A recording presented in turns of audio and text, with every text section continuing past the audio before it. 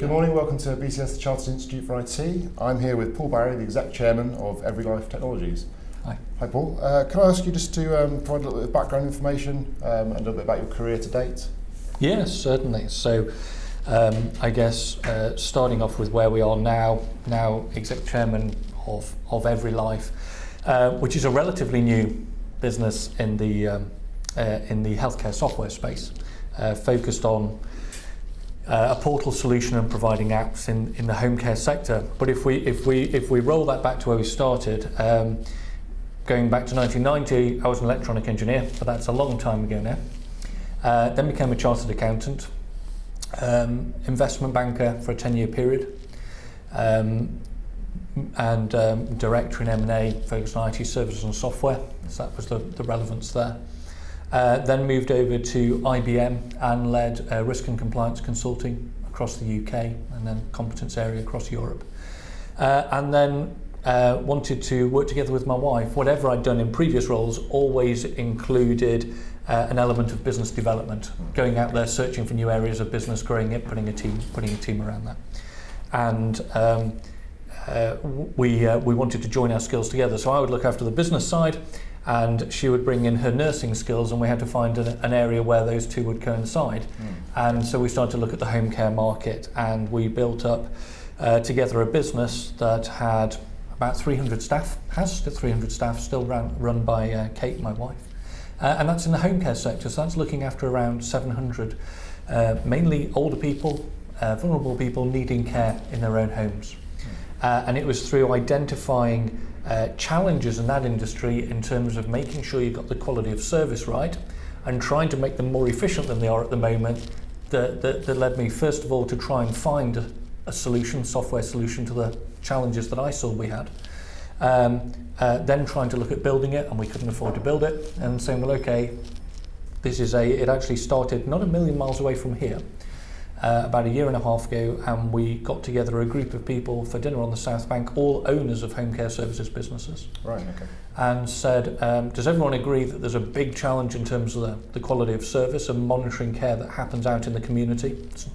That's a challenge for the industry. Does everyone agree that there's a big challenge in terms of the efficiency of home care services? Without exception, we went through a number of different challenges that we saw. And without exception, everyone's hand went up and said, well, okay, if you all agree, then if we build it, and I got together with the CEO, Richard Lee at that time, and Rob Swift, the COO, if we build it, will you buy it? They said yes, so we built it. They were our first customers, and that kind of brings us up to date with where we are now. Yeah, that's a great idea, to get everyone together in one place, face to face, and sort of almost thrash this out, find out exactly their needs and requirements, and then go to them and say, this is what we can build and this is how we can deliver. Yeah, and that's great. And that was exactly where it came from. The entire business and the DNA of the business all came from a critical business challenge. It came from demand for an industry where there wasn't a solution to be able to address this, but significant demand for change, and that brought us towards the business. And that stays there at the moment as well. It's permanently driven in terms of the development of what we're doing by that business change. Okay. How's the technology helping to address the problem of efficiency in the home care market?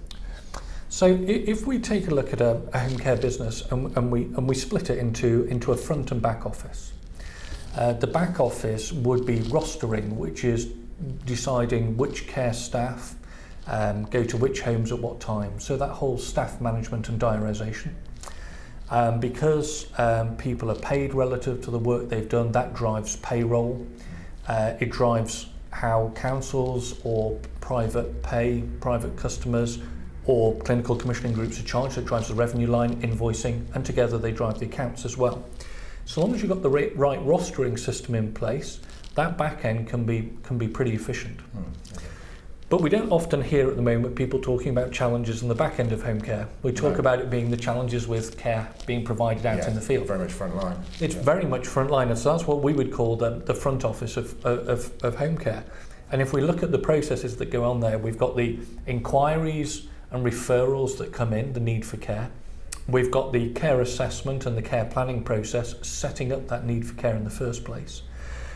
We've got the staff supervisions, making sure that we're those home care services are delivering the care out in the field that they want to be delivering. Yeah. Okay. The whole review as people come out of hospital, because there's a substantial deterioration on average in condition over an 18-month period, so people need to keep up to speed on that.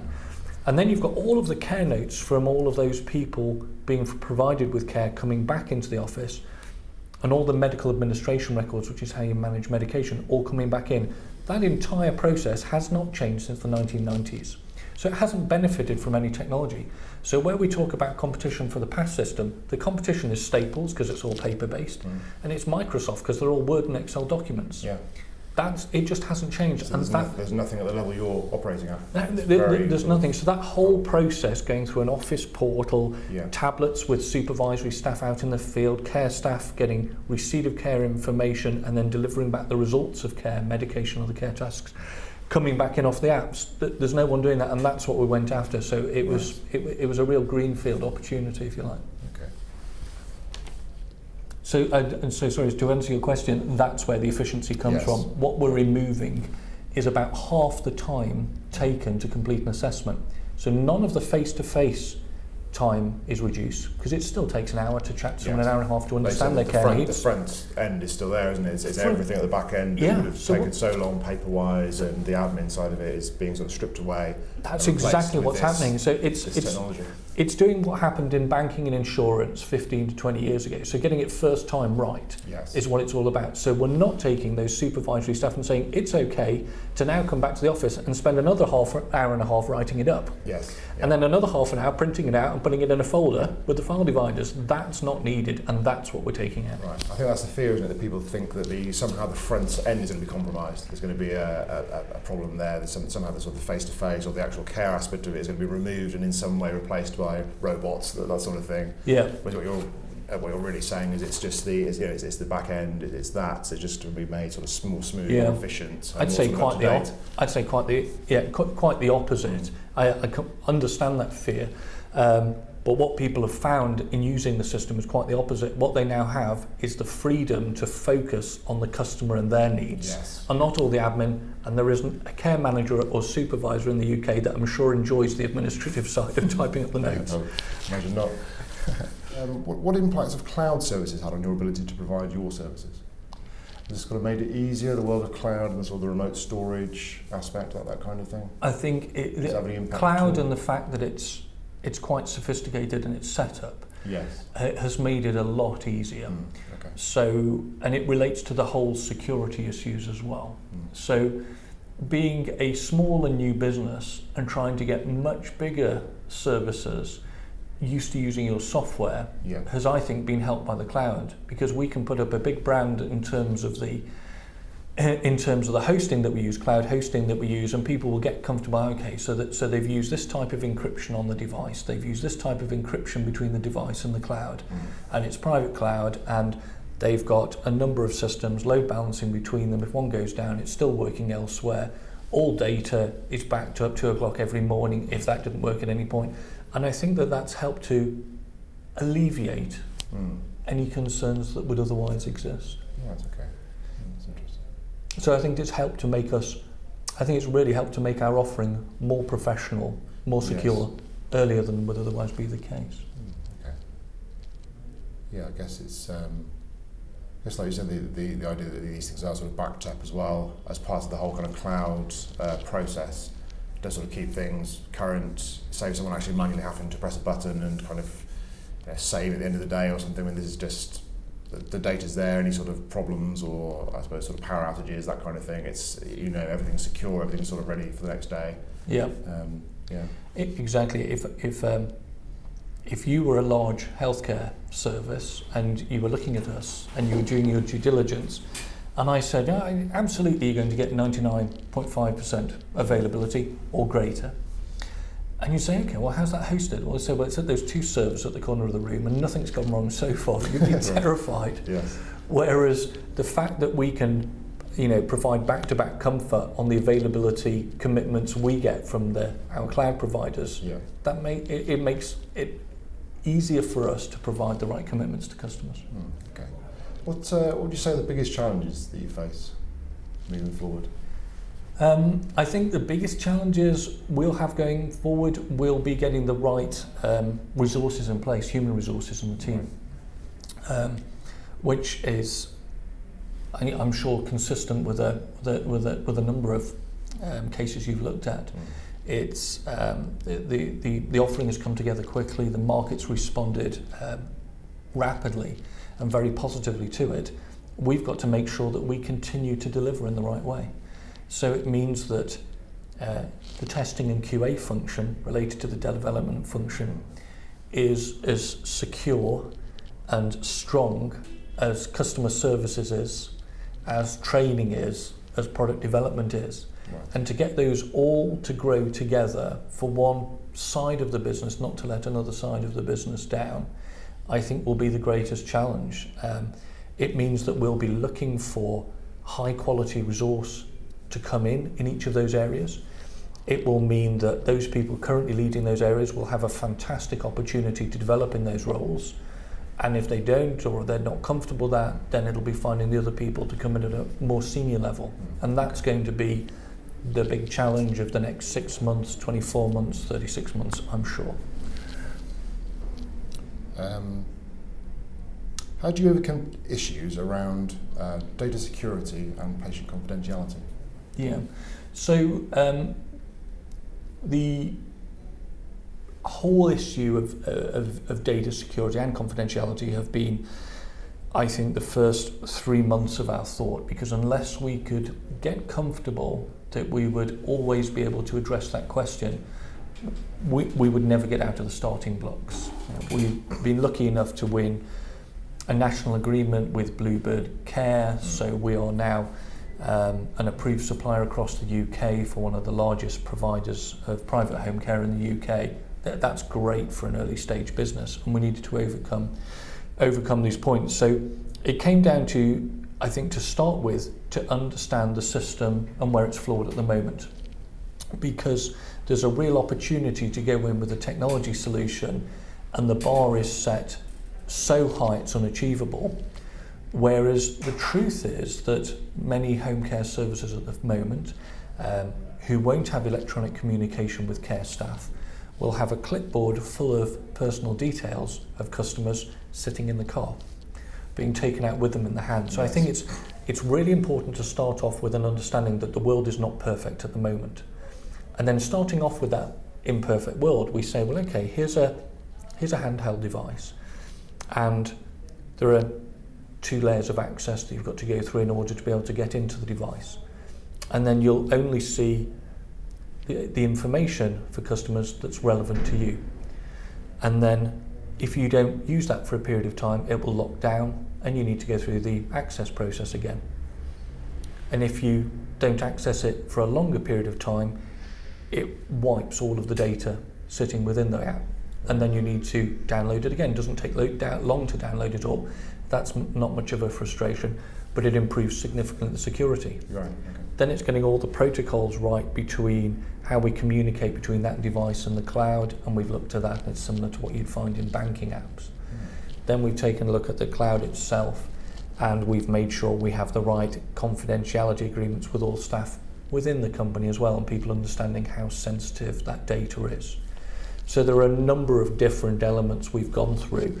And what's interesting is that with anyone we've been speaking to, it's been on the very first due diligence list they've gone through. And by the time they've spoken to us and taken a look at what we've done technically and spoken to the technical team, it's never ended up as a continual point of diligence questions. It's never stopped progress, and that's been, a real credit to the team. I suppose with you're already kind of using devices and kind of fairly sort of cutting edge technology, and like you say, your security is kind of well and truly sort of in place. How would I suppose emerging technologies and the Internet of Things, is there any sort of impact on you? Are you already kind of there in that world anyway, I suppose, or can you see any sort of emerging technologies that might affect what you do or benefit what you do?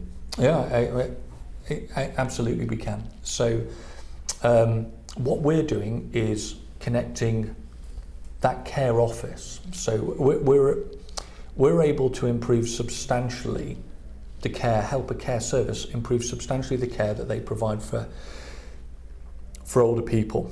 And one of the ways we do that is to get feedback quicker. So at the moment, a care office for any immediate feedback is completely reliant upon the care staff out in the field, getting in touch with them by phone, completely reliant upon the training and quality of those care staff.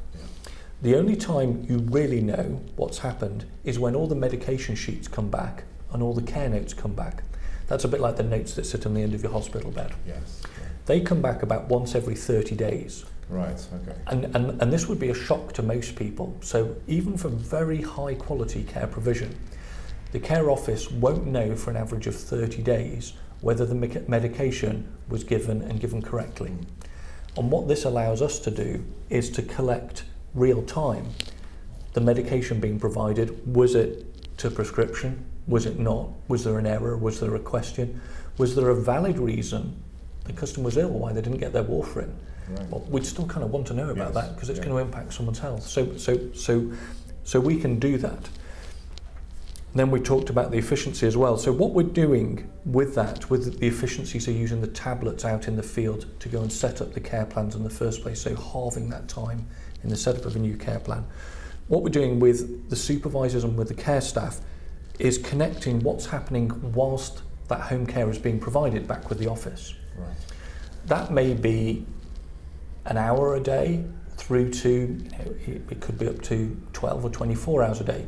Usually it's a fraction of the time during the day. So it's still pretty instantaneous compared to the 30 days. It's internet, that's a massive improvement, yeah. but there's a second step. So what happens in the short term in our vision is that we help connect all of those care workers and supervisory staff real time back with the office. Yeah. But usually that will be a fraction of the day. The Internet of Things then comes into connecting in also sensor devices, right. telemetric devices, yeah. that can connect what happens when the care staff aren't there. So you can then have things like falls monitoring. You can have, who knows, it might be ordering for food that's run out.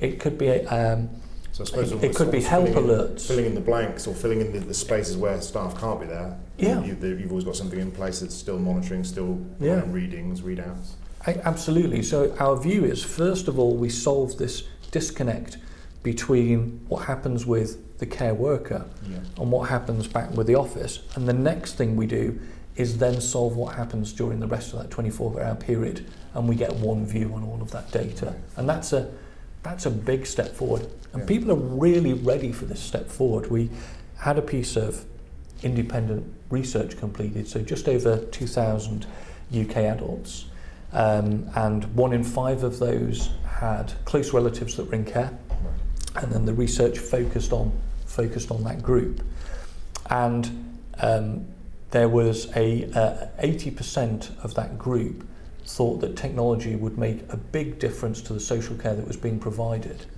But the most telling statistic to come out of that piece of research was that 82% said that they would choose a home care service based upon one that would provide real-time feedback on medication and real-time feedback on the care notes. So realising the importance of that. Yeah, realising the importance of it. And in many ways, that whole social care industry has thought itself immune to what was happening in broader social trends and use of technology. Yeah.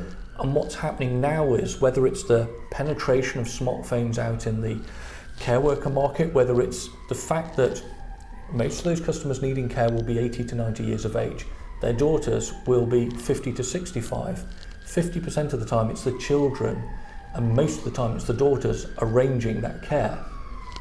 Background noise, so most of the time it's the... Is it a busy city feel? There's an emergency happening right now we could be helping with. So a lot of the time it's the daughters arranging that care. Yeah. That's now a very tech savvy age group.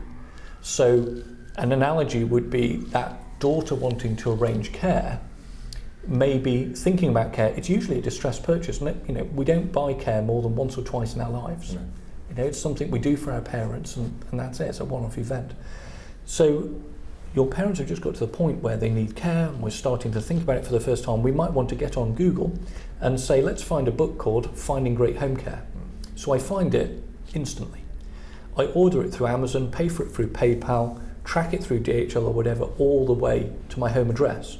That all happens in real time. Yeah. If I now make it personal and look towards my mum who lives in Bristol, she's not at the age where she needs care yet, just in case she ever sees that, I need to point that out.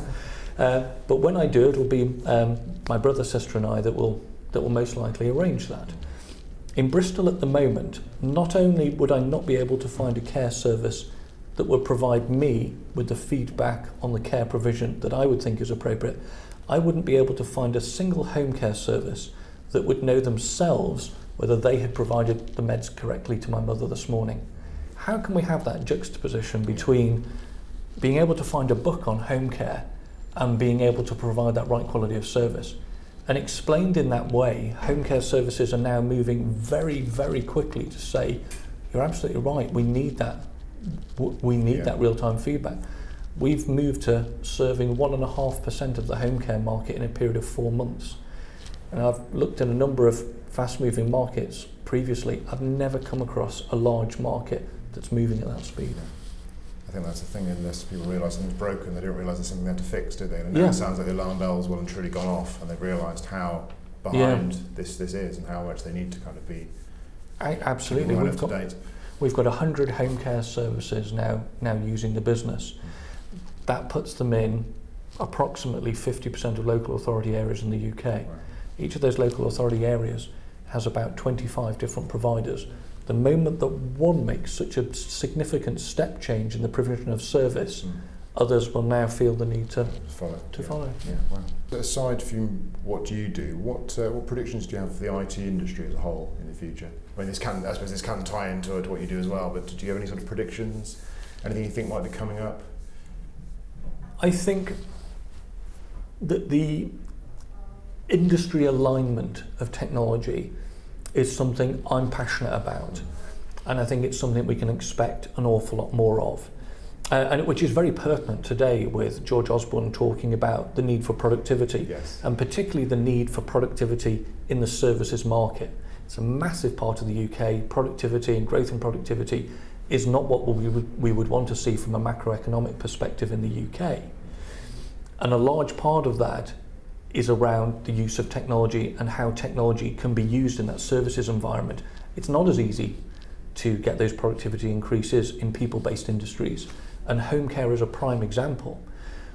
But just looking at the home care in the way that we've done, and I was lucky, I got to work in home care, I'd come from IBM, I was able to pull together different experiences and say, well, this is a different way of doing things.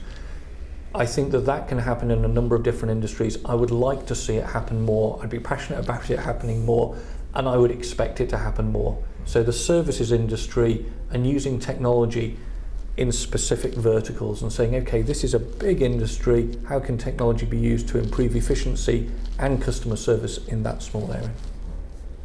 BCS have done some work into looking at code of conduct amongst IT professionals. The idea being that it could either be mandatory or sort of a voluntary code. I suppose to bring it in line with sort of law, medicine, engineering perhaps. So the idea being, I suppose, if you don't sort of practice IT in the right way, you could effectively get struck off or have points against your name. What do you feel about that? Do you feel that such a thing would be welcomed? Do you feel it should be more of a voluntary code rather than a mandatory sort of enforced code? Yeah. This would sort of, I suppose, give companies almost a badge, I suppose, to sort of say, these are a trusted practitioner, these aren't. Yeah. That kind of thing. I mean, do you have any thoughts on that at all? I do, and I smile because it takes me back to a very difficult period of my career. Right. So I advised what was then, before the Financial Conduct Authority, the Financial Services Authority, on a new piece of regulation that was brought into the banking industry, right. And then helped a number of banks look at that and get to grips with how they'd react to it. And I was struck going through that process by sometimes how difficult it can be to force regulation and processes upon an industry, because the first thought of many at a senior level is focusing on the cost impact of it rather than the potential benefits. Right. And then taking a look at what happens in social care in the industry, I'm a big believer in customer choice and what's happened through the growth in customer choice. So even if you're social services funded, in many parts of the UK you can get a direct payment and choose your quality of service. So through those two experiences, I'm a big fan of something that works generally in a more positive, people differentiate themselves by wanting to get the badge, by wanting to position themselves as best of breed. Right. And if it's possible to get positive change to happen in that way, I think it can be embraced well. Possibly not across an entire industry, No. but I think it's a very positive way to do it. Yeah. Right, well, I think that's it for today. Thank you very much, Paul. Thank you very much. Thank you very much for your time. Cheers. Yeah.